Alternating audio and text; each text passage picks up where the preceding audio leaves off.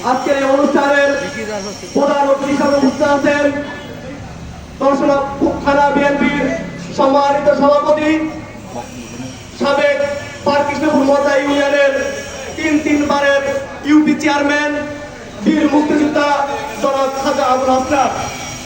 বিশেষ অতিথি হিসেবে উপস্থিত আছেন দর্শনা থানার অন্তর্গত 6টি ইউনিয়নের সভাপতি সাধারণ সম্পাদক বিন্দু সহ দর্শনা থানা যুবদল স্বেচ্ছাসেবক দল ও ছাত্রদলের সকল নেতৃবৃন্দকে জানাই আমার প্রান্তীয় সংগঠন বাংলাদেশ জাতীয়তাবাদী ছাত্রদল দর্শনা সরকারি কলেজ শাখার পক্ষ থেকে মহান বিজয় দিবসের শুভেচ্ছা ও সালাম। আসসালামু আলাইকুম। প্রিয় উপস্থিতি, আমার বক্তব্যের শুরুতেই আমি গভীর শ্রদ্ধা জ্ঞাপন করছি স্বাধীনতার ঘোষক যিনি 1971 সালের 26শে মার্চে চট্টগ্রামের কালোরহাট বেতার কেন্দ্র থেকে যদি স্বাধীনতা ঘোষণা না দিতেন আজকে আমরা একটি স্বাধীন বাংলাদেশ পেতাম না। তিনি যদি স্বাধীনতা ঘোষণা না দিতেন আমরা একটি স্বাধীন পতাকা পেতাম না।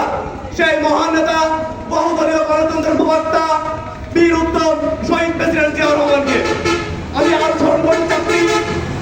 1971 সালে যে 30 লক্ষ বীর শহীদ এবং 2 লক্ষ মা বোনের ইজ্জতের বিনিময়ে যে আমরা এই স্বাধীনতা পেয়েছি তাদেরকে স্মরণ করতে চাচ্ছি।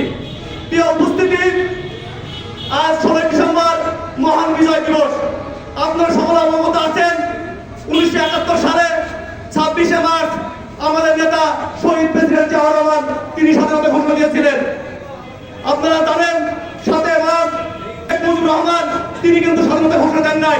তিনি যখন স্বাধীনতা ঘোষণা দিতেন তাহলে 25শে মার্চ যে কালো অপারেশন সাস্তাইন কালো রাত্রি বাংলাদেশে আসতো না। তার পরিপ্রেক্ষিতে 26শে মার্চ স্বাধীনতা ঘোষণা দেওয়ার পর দীর্ঘ 9 মাস এদেশের 30 লক্ষ শহীদ রক্ত বিনিময়ে এদেশকে স্বাধীন করেছিলেন। তারই পরিপ্রেক্ষিতে 1971 সালের 16 ডিসেম্বর আমরা একটি স্বাধীন রাষ্ট্র এবং স্বাধীন পতাকা পেয়েছিলাম। প্রিয় ভাইরা আমার বক্তব্য দিয়ে নিতে পারবো না, এই বলে আমি আমার সংক্ষিপ্ত বক্তব্য শেষ করছি। বাংলাদেশ জাতীয়তাবাদী